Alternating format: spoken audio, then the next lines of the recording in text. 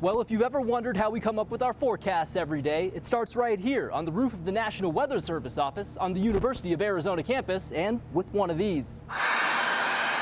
At 4 a.m. and 4 p.m. each day, meteorologists across the country are launching weather balloons up. Ready? Ready. Let's go. What comes down?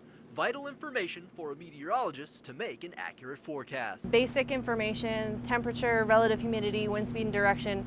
Those components are so important to the weather models, and when they change, that's why we do this twice a day, because they are constantly changing. By gathering moisture, temperature, and wind data, the radiosonde paints a picture of what's going on at different levels of the atmosphere.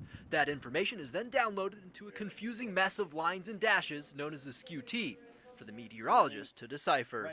I would say more or less 99% of what happens in those weather balloon launches goes into the day-to-day forecast. And because you don't care how many joules per kilogram are out there, it's Jeff Bemis' job to take this and turn it into this, a clear and concise forecast. You can boil down a skew T diagram into 3 elements: energy, moisture, and steering winds. And from that checklist, we can tell you whether it's going to be a big day for the monsoon or whether storms will be more missed than hit. Even armed with all this information, Mother Nature can still be tough to predict. Gives us a good indication of what may transpire throughout the day, but like anything in the atmosphere, there's no hard and fast rule. And in case you were wondering what actually happens to these things, well, the balloon eventually disintegrates, and it's estimated that 1 out of every 100 radiosondes is found and returned to the National Weather Service. I'm John Patrick, News 4 Tucson.